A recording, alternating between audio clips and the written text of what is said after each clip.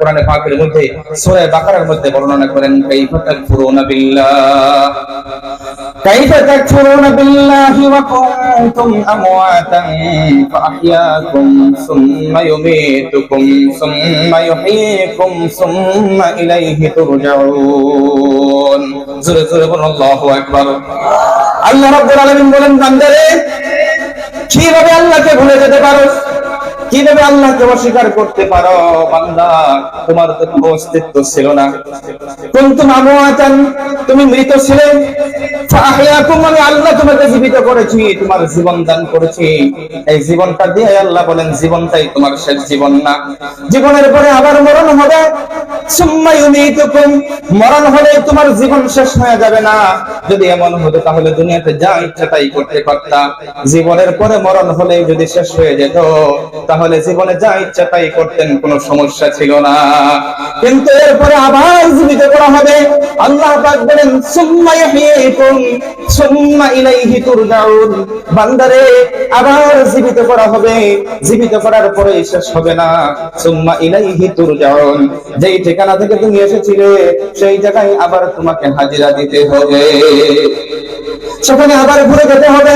যেখান থেকে তুমি আসছিলে সেখানে আবার ঘুরে যেতে হবে। কাইফা তাকফুরুনা বিল্লাহ, বান্দারে কিভাবে আল্লাহকে অস্বীকার করতে পারো? কিভাবে তুমি আল্লাহকে ভুলে থাকো দুনিয়ার বুকে? মসজিদে আযান হয়, নামাজের মধ্যে মুসল্লির সংখ্যা নাই। মসজিদের সংখ্যা যদিও বাড়ছে, নামাজের সংখ্যা বাড়ছে না। মসজিদের সংখ্যা যদিও বাড়ছে, মসজিদ আবাদকারীর সংখ্যা বাড়ে নাই। নামাজের সংখ্যা যথেষ্ট কম। ফজরের সময় ঠান্ডার মৌসুমে দেখা যায় 4-5 জন মুসল্লি মসজিদের মধ্যে নামাজ আদায় করে। হায়রে মুসলমান, আজ পর্যন্ত নামাজটা যেটা কায়েম করতে লাগে, প্রতিষ্ঠিত করতে লাগে, জানার পরেও কমসে কম একটা আমল জীবনের মধ্যে কায়েম করতে পারলেন না। আমরা কেউ সবাই পারলাম না। আল্লাহর সব চাইতে বড় হুকুম, নামাজটা কায়েম করতে পারলাম না। আল্লাহর নবী বলেন কিয়ামতের দিন কঠিন মুসিবতে যখন আপনি হাশরের ময়দানে দাঁড়াবেন, সর্বপ্রথম যে আমলটার হিসাব নেওয়া হবে সেই আমলটাই হবে নামাজ। আল্লাহর নবী বলেন আউয়ালু মা ইউহাসাবু বিহিল আবদু ইয়াউমাল কিয়ামাতি আস-সালাম। কিয়ামতের দিন সর্বপ্রথম বান্দা তোমার জীবনের যে আমলটার হিসাব হবে সেই আমলটা হলো নামাজ। নামাজ যদি আপনার জীবনে কায়েম করতে পারছেন না, কিভাবে আপনি আল্লাহর কাঠগড়ায় দাঁড়ায় জীবনের আমলগুলির হিসাব দিবেন? একটু চিন্তা করে দেখুন। আজ থেকে নামাজের প্রতিশ্রুতি যদি আমরা দেই, একটু দিলটাকে নরম করে চিন্তা করুন। বহুতবার ওয়াদা করেছেন, তাবলীগ জামাত বহুতবার তাশকিল করেছে, 3 দিনের জন্য গিয়েছেন, 40 দিন চিল্লা লাগানোর পরেও বহুত মানুষ নামাজটা কায়েম করতে পারে না। চিল্লা লাগানোর 4 মাস লাগানোর উদ্দেশ্য হলো যেমন বলে 40 দিন তাকবীরে ওলার সাথে আপনি নামাজটা মসজিদের মধ্যে আদায় করেছিলেন, বাড়িতে আসার পরেও এইভাবে তাকবীরে ওলার সাথে নামাজটা আদায় করা আপনার আমার জীবনের দায়িত্ব আর কর্তব্য ছিল। কিন্তু আফসোসের বিষয়, মসজিদে থাকাকালীন আমরা তাকবীরে ওলার সাথে নামাজ আদায় করি, কিন্তু বাড়িতে আসার পরে দেখা যায় আস্তে আস্তে জামাত ছুটে, এরপরে নামাজ থেকে এই মানুষগুলি সরে যায়। বড় আফসোসের বিষয়। আল্লাহ পাক বলেন, বান্দা তোমার যে অস্তিত্ব ছিল না সেই অস্তিত্ব আমি কিভাবে তোমাকে দিলাম? তুমি কি ভুলে গিয়েছো? সূরা কিয়ামার মধ্যে আল্লাহ পাক পরওয়ারদিগার বলেন, আলাম ইয়াকুনু তুফাতাম মিন মানিয়্যিন ইউমনা, তুমি কি এক ফোঁটা নাপাক পানি ছিলে না যেটাকে আমি আল্লাহ তোমার মায়ের রহিমের মধ্যে ঢুকায়া সেখানে আস্তে আস্তে করে তোমার অস্তিত্ব দিয়েছি। কিভাবে দিয়েছি? অন্যত্র আল্লাহ পাক বলেন, সুম্মা মিন নুতফাতিন সুম্মা মিন আলাকাতিন সুম্মা মিন মুদগাতিন মুখাল্লাকাতিন ওয়া গায়রি মুখাল্লাকাতিন লিনুবাইয়িনা লাকুম। আমি আল্লাহ তোমার মায়ের রহিমের মধ্যে, মায়ের গর্ভের মধ্যে সেই নুতফাকে ঢুকানোর পরে 40 দিন পর পর একটা আকৃতিকে পরিবর্তন করেছি। আকৃতি পরিবর্তন করে করে একটা নুতফাটাকে একটা জমাট রক্তে পরিবর্তন করেছি। আবার 40 দিন পরে একটা মাংসপিণ্ডের রূপ ধারণ করাইছি। এর 40 দিন পরে আমি আস্তে আস্তে করে তোমার শরীরের আকৃতিটা ধারণ করাইয়া আমি আল্লাহ 120 দিন পরে তোমার ভিতরে রূহ ঢেলে দিয়েছি। বলুন সুবহানাল্লাহ। সেই সময় আপনার আমার কোনো বাহাদুরি ছিল না, কোনো বাহাদুরি আমার আব্বার ছিল না, আমার আম্মার ছিল না। কারো বাবা যদি ভাবতো আমার ছেলে সুন্দর একজন সুদর্শন ছেলে হবে, আমার এবার মেয়ের প্রয়োজন মেয়ে হবে, কিন্তু সেই সময় দেখা যায় কারো ছেলে হয়, কারো মেয়ের প্রয়োজন ছেলে হয়, ছেলের প্রয়োজন মেয়ে হয়। কেউ যদি চায় আমার ছেলে একজন সুস্থ সবল হোক, আল্লাহ ইচ্ছা করলে তাকে ল্যাংড়া লোলাও দিতে পারে। কারো যদি একজন বাবা যদি দুর্বল বাবা হয়, তার ঘরে সবল সুন্দর সুন্দর সুস্থ ছেলে আল্লাহ পাক দিতে পারে। আল্লাহ পাক বলেন বান্দারে মায়ের গর্ভের মধ্যে কারো বাহাদুরি চলে না, কারো রাজ চলে না। আমি আল্লাহ যেইভাবে ইচ্ছা করছি এইভাবে তোমার আকৃতিটা সুন্দর করে বানাইছি। সেখানে আমি ইচ্ছা করলে তোমারে ল্যাংড়া বানাইতে পারতাম, লুলা বানাইতে পারতাম, অন্ধ বানাইতে পারতাম, একটা হাত না দিয়ে আমি সৃষ্টি করতে পারতাম। আল্লাহ বলেন হুয়াল্লাযী ইউসাউবিরুকুম ফিল আরহামি কাইফা ইয়াশা।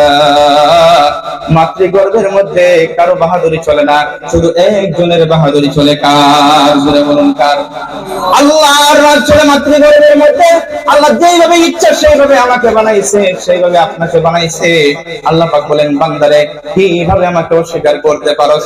একটা সময় ছিল সূরা দহর, সূরা ইনসানের প্রথম দিকে আল্লাহ পাক বলেন হাল আতা আলাল ইনসানি হিনুম মিনাদ দাহরি লাম ইয়াকুম শাইআম মাযকুরা।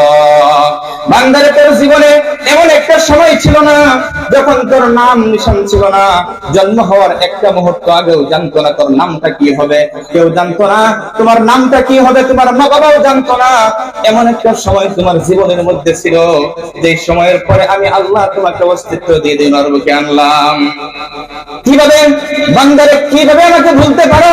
হাদিসে কুদসির মধ্যে আল্লাহ বলেন ওমা কুনতা মাইন মাহিনা। বান্দারে তুই কি একটু না পাক পানি ছিলি না? ফামান জাআলাকা দামা, কে তোরে জামাত রক্ত পরিবর্তন করেছে? ওমান জাআলাকা মুদগা, কে তোরে মাংস পিণ্ড বানাইছে? ওমান জাআলাকা ইদামা, এই কঙ্কালগুলো কে বানাইছে? ওমান কাসা আলাইহি লাহমা, সেই হাড়ের উপর মাংসগুলো কে জোড়া লাগাইছে?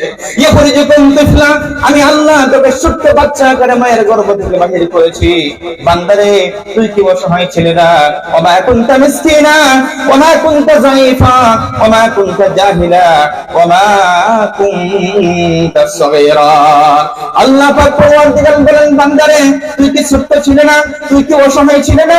তুই কি মূর্খ ছিলে না? তুই কি দুর্বল ছিলে না? আমি আল্লাহ কুনতা জাহিলান ফাআল্লামতুক, তুই মূর্খ ছিলে আমি আল্লাহ তোকে শিক্ষিত করেছি। কুনতা সগীরান ফাকাব্বারতুক, তুই ছোট ছিলে আমি আল্লাহ তোকে বড় করেছি। কুনতা মিসকিনান ফাগনাইতুক, তুই অসহায় ছিলে আমি আল্লাহ তোকে সহায় দিয়ে তোকে আস্তে আস্তে করে আমি গনি করেছি, ধনী করেছি। আল্লাহ পাক পরওয়ারদিগার বলেন বান্দারে তুই কেমন অসহায় ছিলে? ফালাকা সুন্নুন তাকতা, তোর একটা দাগ ছিল না, বিস্কুট কামড় দেওয়ার মতো ক্ষমতা ছিল না। আমি আল্লাহ তোকে সেই ক্ষমতা আস্তে আস্তে করে দান করেছি। ওয়ালা ইয়াদুন তাবদিস, তোর হাত ছিল ধারণ ক্ষমতা ছিল না। ওয়ালা কাদামুন তাসা, তোর পাও ছিল চলার ক্ষমতা ছিল না। কিছুই বলতে পারতি না, শুধু কান্নার আওয়াজ ছাড়া কিছুই জানতি না। সেই কান্নাটাও আমি আল্লাহ শিখাইছি। জোরে জোরে বলুন সুবহানাল্লাহ। আল্লাহ বলেন আল্লামতুকাল বুকা, তোকে কান্নাটা আমি আল্লাহ শিখাইছি। সেই সময় তোর জবানে কোনো ভাষা ছিল না, শুধু কান্নার আওয়াজ দিয়ে তোর জীবনের সব কাজগুলি তুই হাসিল করে নিতে পারছিলি।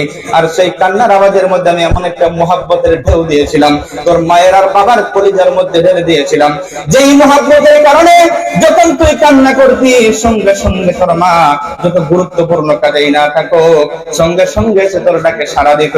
আল্লাহ বলেন আলকাইতু মাহাব্বাতাকা ফি কলবি আবাওয়াইকা, আমি তোর মা বাবার দিলের মধ্যে মহব্বত ঢেলে দিয়েছিলাম, যেই মহব্বতের কারণে ফালা ইয়াশবানি হাত্তা তাশবা, যতক্ষণ পর্যন্ত তুই না খাইতি, তোর না খাওয়ায়া তোর মা কোনদিন খানা খাইছে না। তুই যতক্ষণ পর্যন্ত বলা ইয়ারকুদানি হাত্তা তারকুদ, যতক্ষণ পর্যন্ত তুই না ঘুমাইতি, তোর ঘুম না পারায়া তোর মা কোনদিন ঘুমাইছে না রে। এই মহব্বতটা আমি আল্লাহ তোর মায়ের মনের মধ্যে ঢেলে দিয়েছিলাম। জোরে জোরে বলুন আল্লাহু আকবার। আল্লাহ পাক এমন মহব্বত করে আমাকে আপনাকে বানাইছে, সেই সময় খাবারের মতো কোন মজবুত বস্তু একটা আপনি বিস্কুট খাওয়ার মতো ক্ষমতা ছিল না, ভাত খাওয়ার কোনো শক্তি ছিল না, মুখে দাঁত ছিল না। আল্লাহ জানে বান্দারে কিছুই তুই খাইতে পারবি না। আমি সেই সময় তোর খাবারের জন্য এমন একটা সুন্দর খাবারের ব্যবস্থা করেছিলাম। কিভাবে? আল্লাহ বলেন আমবাতুলাকা আরকাইনি রাকিয়াতাইনি ফি সাদরি উম্মিকা ইউদরিয়ান লাবানান খালিসা, তোর মায়ের বুকের মধ্যে দুইটা পাতলা রগের ব্যবস্থা করে দিয়েছিলাম, যেখানটা থেকে আমি আল্লাহ পিওর মিল্কের ব্যবস্থা করে দিয়েছিলাম। হারান ফিশ শিতাই, ঠান্ডার দিনে হালকা হালকা গরম দুধ আমি আল্লাহ বাহির করে দিতাম। ওয়া বারিদান ফিস সাইফি, গরমের দিনে হালকা হালকা ঠান্ডা দুধ আমি আল্লাহ বাহির করে দিতাম। সেই দুগ্ধগুলি পান করে বান্দারে তুই আস্তে আস্তে করে বড় হয়েছিলি, আমি আল্লাহ তোকে এইভাবে বড় করেছি। জোরে বলুন সুবহানাল্লাহ। আল্লাহ বলেন কাইফা তাকফুরুনা বিল্লাহ, বান্দারে কিভাবে আমাকে অস্বীকার করতে পারোস, দুনিয়ার মায়ায় পড়ে আল্লাহর কথা ভুলে গেছস। এরপরে আল্লাহ বলেন আল্লাহু আখরাজাকুম মিন বুতুনি উম্মাহাতিকুম লা তা'লামুনা শাইআ, ওয়াল্লাহু আখরাজাকুম মিন বুতুনি উম্মাহাতিকুম লা তা'লামুনা শাইআ, আমি আল্লাহ তোকে তোর মায়ের পেট থেকে বাহির করে আনছি যেই সময় তুই কিছুই জানতি না।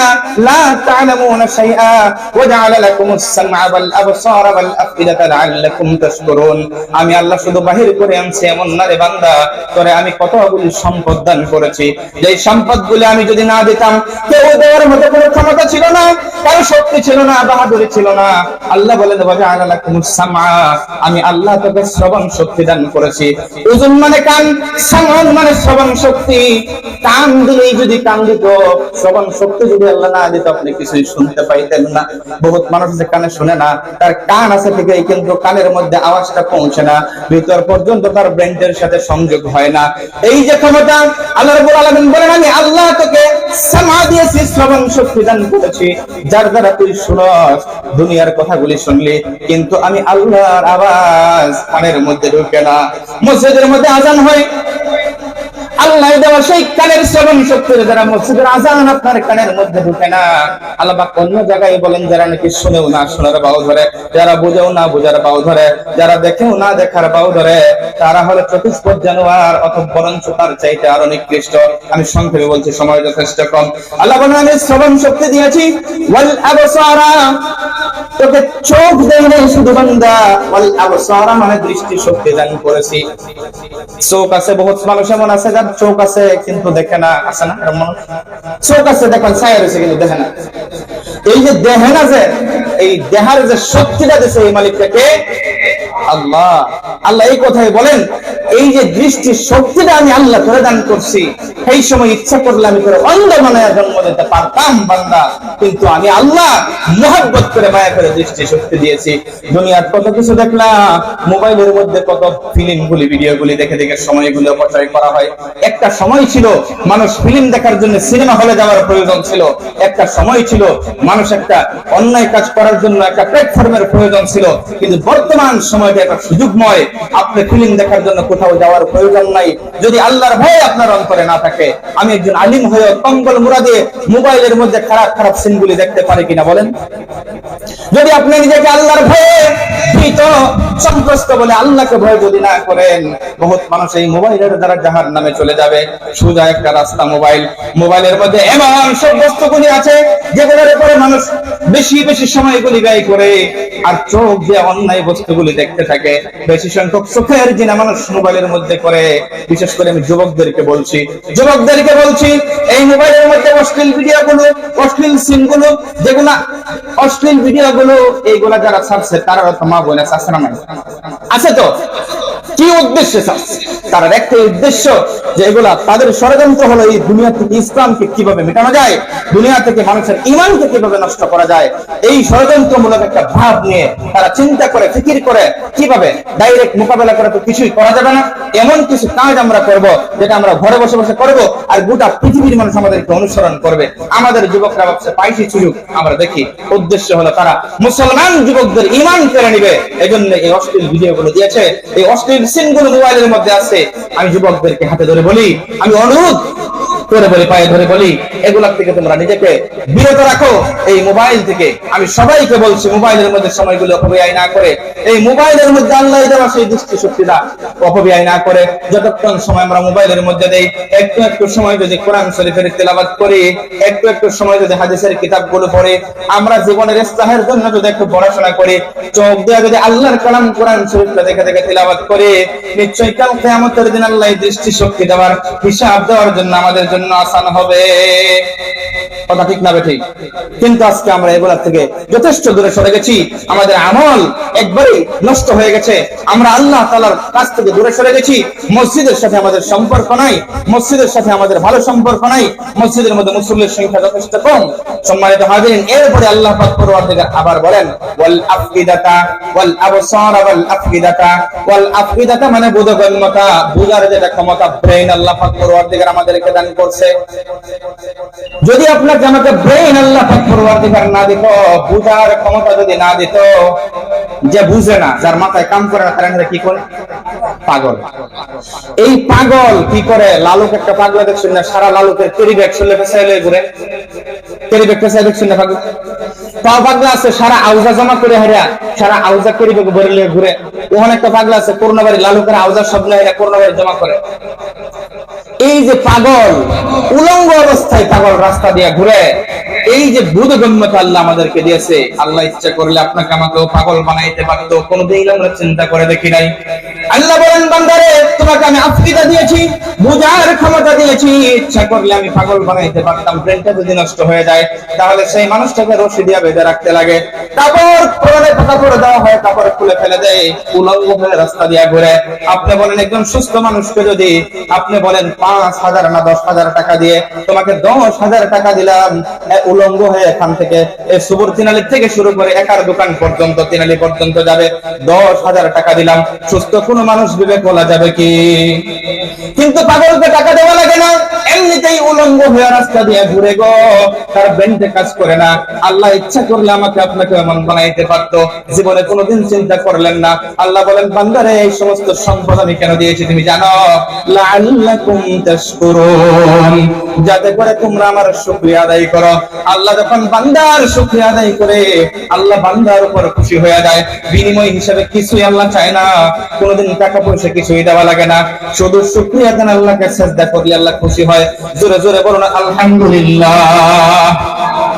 আলহামদুলিল্লাহ বললে আল্লাহ খুশি হয়ে যায়। আল্লাহর শুকরিয়া আদায় যদি আমরা করি, আল্লাহ এটাই বলছেন, আরো বহু নিয়ামত আল্লাহ আমাদেরকে দান করেছেন, বিনিময় কিছুই চাই না, শুধু একটাই কথা বলেন। সূরা বাকারার অন্য জায়গার মধ্যে আল্লাহ পাক পরওয়ারদিগার বলেন, বান্দা আমি দুনিয়াতে আকাশটাকে তোমাদের জন্য ছায়া স্বরূপ বানায়া দিয়েছি, জমিন থেকে বিছানা স্বরূপ বানায়া দিয়েছি, আমি আকাশ থেকে বৃষ্টি বর্ষণ করে জমিন থেকে তোমাদের জন্য রিজকের ব্যবস্থা করে দিয়েছি, এই সমস্ত কিছু করে তোমাদেরকে আমি সব কিছু ফ্যাসিলিটি করে দিয়েছি, বিনিময় হিসাবে আমি কিচ্ছু চাই না রে বান্দা, শুধু একটাই চাই, ফালা তাজালু লিল্লাহি আনদাদা, আমার সাথে তোমরা কাউকে শরীক করবে না, শুধু আমি আল্লাহকে তোমরা এমন অন্তরের একটা জায়গায় জায়গা দিবে যেখানে অন্য কাউকে তোমরা স্থান দাও না।